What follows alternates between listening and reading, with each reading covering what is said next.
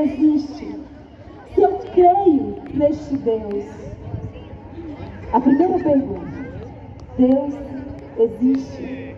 A segunda pergunta que o Espírito Santo então nos provoca hoje: se Ele existe, Ele me ama? É a segunda pergunta. Qual a primeira pergunta? Deus existe. A segunda pergunta: Deus Me ama. Muito bem, gente, vocês estão demais. Eu acho que eu vou pedir para pregar sempre assim com o público no sol, porque fica ótimo. E a terceira pergunta: se Deus existe, se Ele me ama, por que a minha vida está assim? Por que tantas vezes essa tristeza? Por que o mal que eu vejo crescendo dia a dia? Por que como que uma prosperidade da iniquidade? Então nós vamos responder a essas 3 perguntas juntos. E é muito importante que você esteja aqui com a sua cabeça, com a sua mente e o seu coração. Então vamos lá. Primeira pergunta, gente: Deus existe? Como é que nós podemos responder a isso?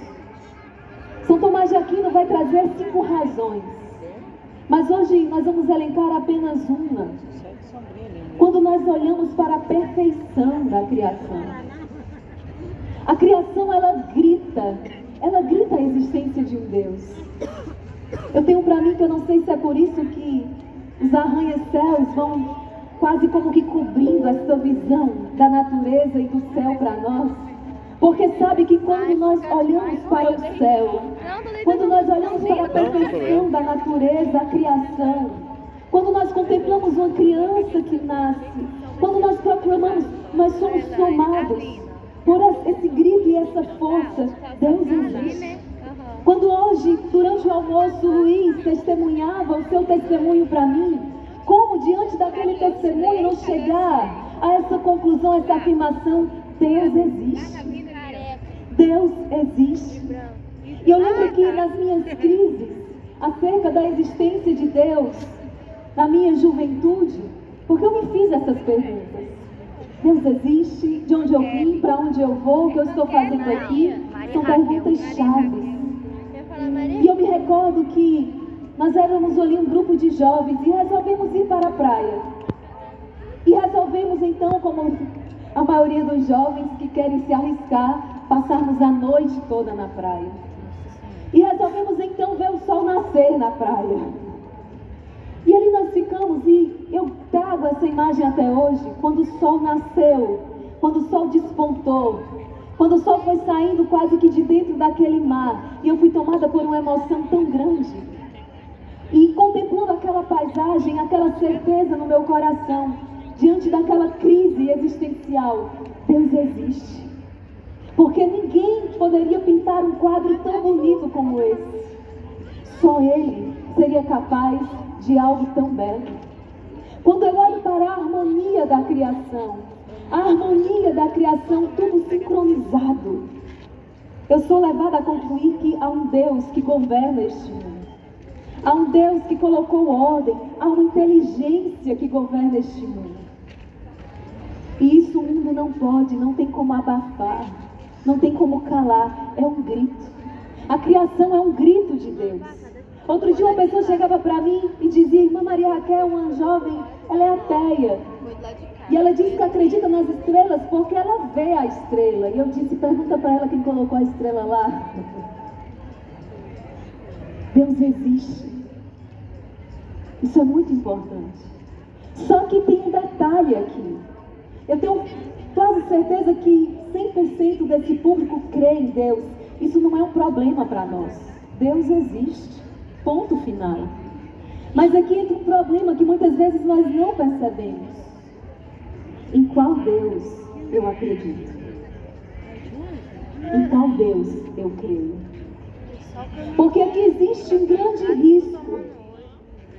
Eu posso ter criado um Deus, e se eu criei um Deus, Ele não existe. Compreendem? Porque foi Deus nos criou. Pode ser que eu esteja crendo num Deus que eu criei, um Deus que é uma projeção, um Deus que está ali dentro dos meus esquemas, espécie de banco, um Deus que é uma espécie, um mercenário. Pode ser que eu tenha criado uma imagem, isso é muito perigoso. E esse Deus que eu criei, ele não existe, logo ele não pode fazer nada por mim. Por exemplo, os israelitas no deserto, um tema corrente para nós no exército de São Miguel. Eles criaram um Deus. Quando Moisés se ausenta e vai subir um monte, eles não resistem à tentação, porque o homem é, por natureza, um ser religioso. Nós temos necessidade, por natureza, de adorar. Adorar algo, adorar alguém. Se eu não adoro o Deus que existe, o Deus real, eu estou adorando alguma outra coisa. Eu estou adorando alguém. Aqui é um outro grande problema. Eu posso estar adorando pessoas, eu posso estar adorando coisas, eu posso estar adorando tantas, dinheiro, sexo e tantas outras coisas. Eu posso ter colocado o esposo no trono do meu coração, mas o lugar do esposo não é no trono do coração. O lugar do amigo não é no trono, o lugar do pai, da mãe não é no trono do coração, o lugar de filho não é no trono do coração.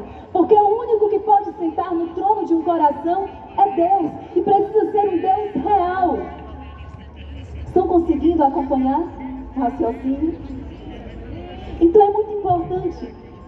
Os israelitas no deserto, então, eles confeccionam um bezerro de ouro. Tem necessidade de adorar. E na ausência desse Deus, confeccionemos o bezerro de ouro. Pode ser que muitos de nós aqui estejamos confeccionando o bezerro de ouro, na intenção e na necessidade de adorar algo, alguém. Acontece que, problema, esse bezerro de ouro não pode fazer nada por eles. O Deus que eu crio, um Deus que é uma projeção dos meus desejos, um Deus que está nos meus esquemas, é um Deus que não existe. Logo, é um Deus que não intervém na minha história, é um Deus que não é capaz de nada. Eu preciso de um Deus concreto, de um Deus real. E certo dia eu escutava um sacerdote dizendo: nós temos visto um certo crescimento, muito respeito pelos nossos irmãos de outras denominações, mas aqui eu estou no encontro Renovação Carismática Católica, eu estou falando para um público cristão católico, então eu vou dizer isso aqui. Esse sacerdote dizia: temos visto muitas denominações surgirem, de maneira especial o protestantismo crescendo no Brasil. Ele dizia: mas não pensem que o Brasil se tornará um país protestante. O Brasil se tornará um país sem fé. Porque nós não podemos estar confeccionando deuses segundo as minhas concepções. Nós não temos como estar confeccionando vários deuses de acordo com o meu programa, o meu estilo de vida. Só há um Deus. E um Deus que revelou uma verdade. Ah, mas o meu Deus, mas a minha verdade. Quando vocês escutarem isso, já tomem muito cuidado. Vejam, uma comparação bem rasteira, porque tudo que é com o divino, o que a gente compara é nada. Mas é como se de repente eu dissesse assim: eu, irmã Maria Raquel, eu sou uma única pessoa. Existe uma verdade sobre mim. Santa Teresinha diz: eu sou o que Deus pensa de mim. Deus conhece as profundezas do meu coração. Mas de repente, no exército de São Miguel, para cada um de vocês que perguntar, vai dizer talvez: a irmã Maria Raquel, ela é doce. A irmã Maria Raquel é brava. A irmã Maria Raquel é egoísta. A irmã Maria Raquel é generosa. A irmã Maria Raquel é mansa. A irmã Maria Raquel... E aí cada um tem a sua imagem da irmã Maria Raquel. Mas isso não significa que existem tanto quantas pessoas no exército, existem tantas quantas irmã Maria Raquel, porque ela é só uma. E a verdade sobre ela é uma verdade concreta, que vai para além da sua opinião, que vai para além da imagem que você tem de mim. Compreendem? Sim ou não?